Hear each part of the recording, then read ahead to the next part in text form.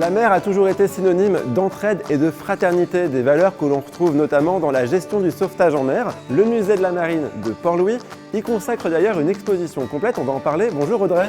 Bonjour Evan. Alors quand on vient ici, on peut admirer un authentique canot de sauvetage qui date de 1897.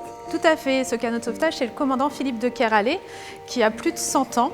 En plus de ce canot, vous avez 300 objets récoltés par le docteur Pillet qui était un passionné et ce qui en fait la collection la plus importante de France. Et alors, j'imagine qu'on peut voir un peu l'évolution des différents outils mis à disposition des sauveteurs en mer. Oui, voilà, on a aussi des modèles de bateaux qui montrent cette évolution. On passe du canot de sauvetage à rame aux vedettes beaucoup plus modernes comme la T-News qui est en station à Quiberon. Alors là, on arrive devant un mur qui rend hommage au patron des stations de sauvetage.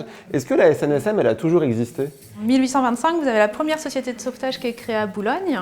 Et c'est des petites stations indépendantes les unes des autres. Au fur et à mesure, deux grosses sociétés vont être créées, les Hospitaliers Bretons et la Société Centrale de Sauvetage des Naufragés, qui vont toutes deux fusionner pour créer en 1967 la SNSM. Et les missions de la SNSM, brièvement, c'est d'aller sauver les gens en mer ? C'est déjà faire de la prévention et après aller aider les personnes qui ont des petites difficultés en mer.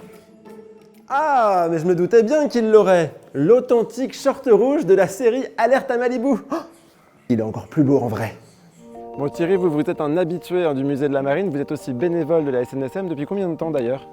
Depuis 16 ans. Et pourquoi vous avez eu envie de vous engager pour le sauvetage en mer ? Trois étapes. D'abord, petit, j'avais un grand-oncle qui est mort en sauvetage, et donc ça marque une famille. Ensuite, une carrière de marin classique, marine nationale. Être bénévole pour sauver les gens en mer, c'était une évidence pour moi. C'est l'heure de la petite astuce. Pendant les journées du patrimoine, le musée de la Marine est ouvert à tous et gratuitement.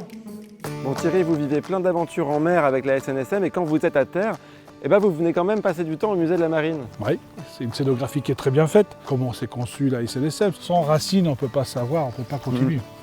Ça peut susciter des vocations aussi. Peut-être, j'espère. J'amène mes petits-enfants, j'espère qu'un jour, ils suivront les voies de leur grand-père, de leur arrière-grand-père.